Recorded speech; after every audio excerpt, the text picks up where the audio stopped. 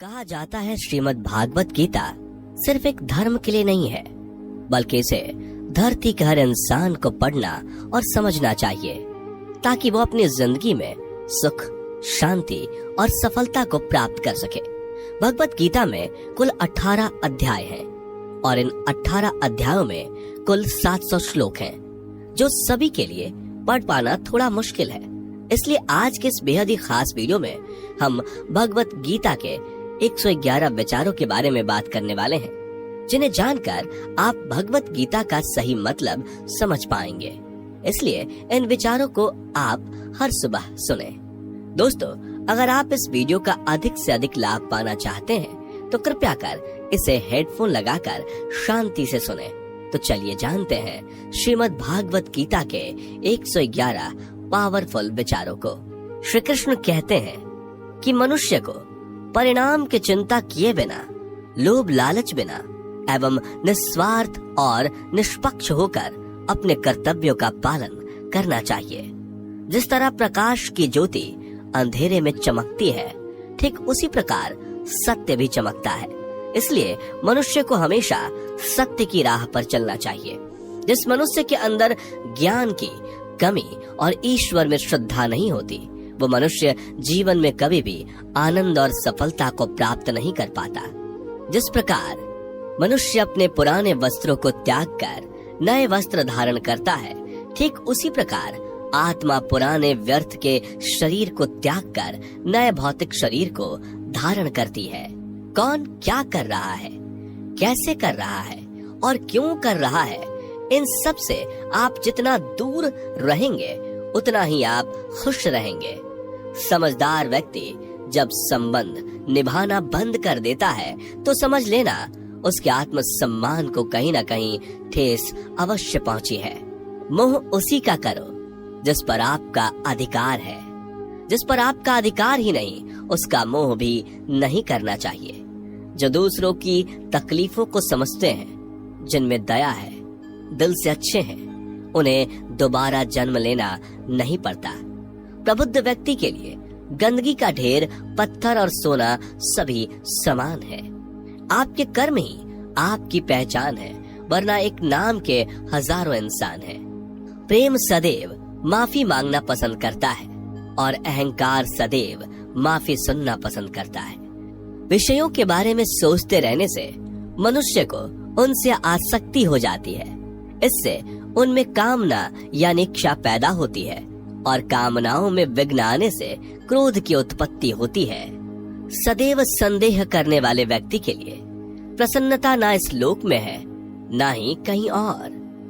कर्म वह फसल है जिसे इंसान को हर हाल में काटना ही पड़ता है। इसलिए हमेशा अच्छे बीज बोएं ताकि फसल अच्छी हो। जो होने वाला है वो होकर ही रहता है और जो नहीं होने वाला वो कभी नहीं होता। ऐसा निश्चय जिनकी बुद्धि में होता है, उन्हें चिंता कभी नहीं सताती। अच्छे कर्म करने के बावजूद भी लोग केवल आपकी बुराइयां ही याद रखेंगे।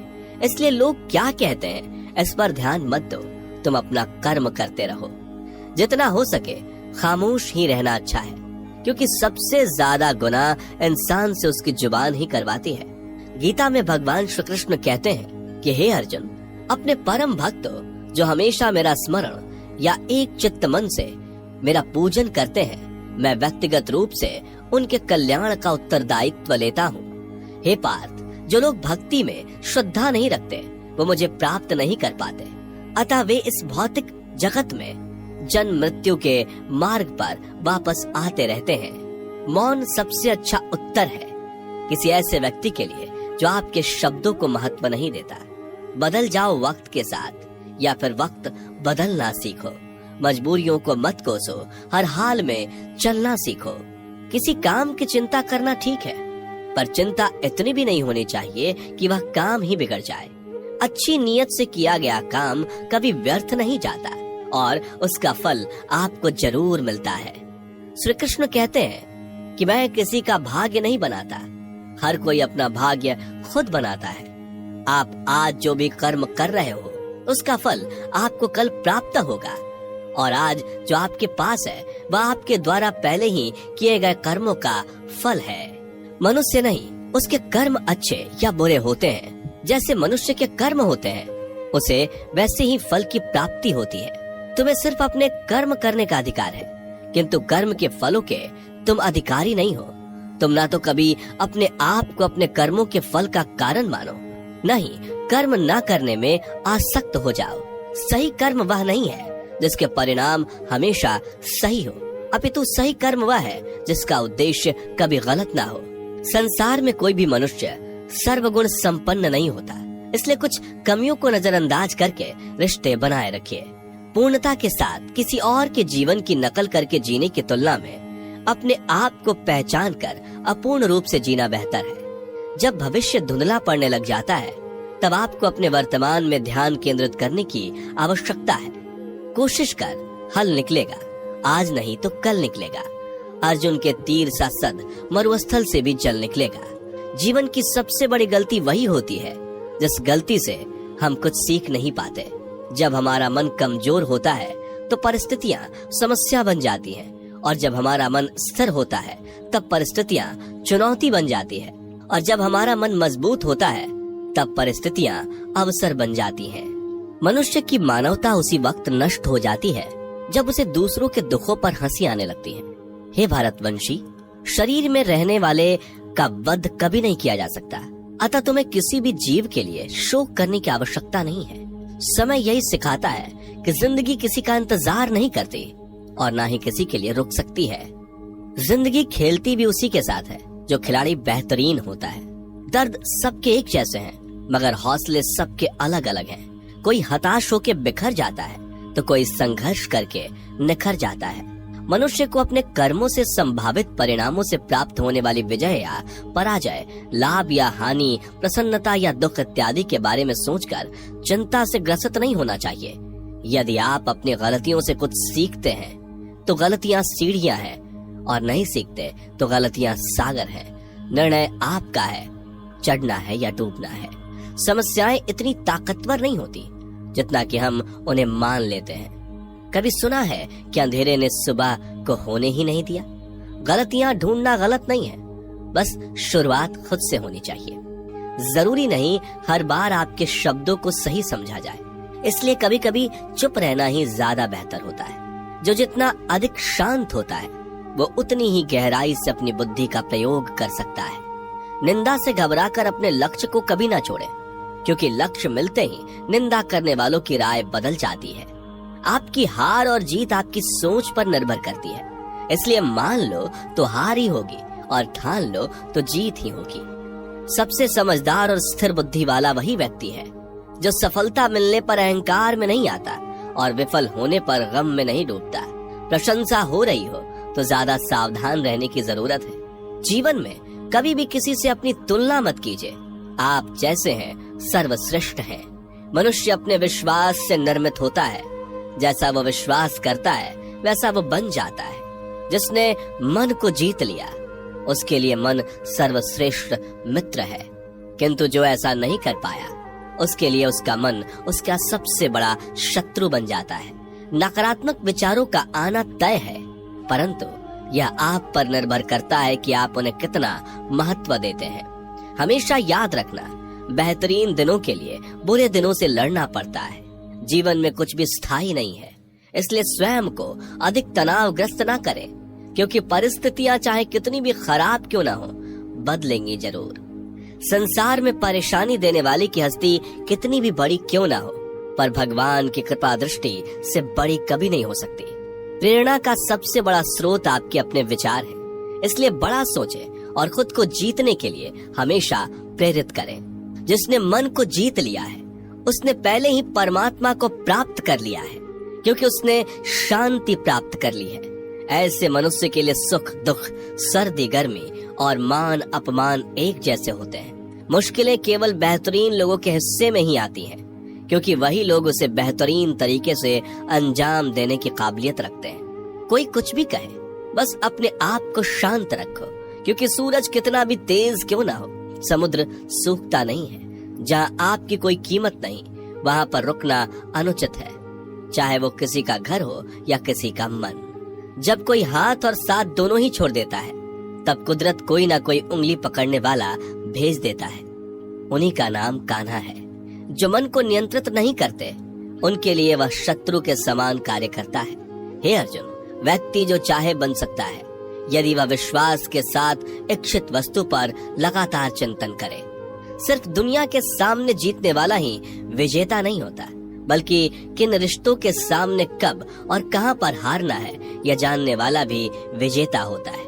जो लोग बुद्धि को छोड़कर भावनाओं में बह जाते हैं, उन्हें हर कोई मूर्ख बना सकता है। वक्त से पहले मिली चीज अपना मूल्य खो देती है और वक्त के बाद मिली चीज अपना महत्व। मनुष्य को अपने कर्मों से संभावित परिणामों से प्राप्त होने वाली विजय या पराजय, लाभ या हानि, प्रसन्नता या दुख इत्यादि के बारे में सोचकर चिंता से ग्रसित नहीं होना चाहिए। आत्मा पुराने शरीर को वैसे ही छोड़ देती है जैसे मनुष्य पुराने कपड़ों को उतार कर नए कपड़े धारण कर लेता है। जैसे जल में तैरती नाव को तूफान उसे अपने लक्ष्य से दूर ले जाता है, ठीक वैसे ही इंद्रिय सुख मनुष्य को गलत रास्ते की ओर ले जाता है। आपका विश्वास एक पर्वत को भी खिसका सकता है, लेकिन आपके मन का संदेह दूसरा पर्वत खड़ा कर सकता है।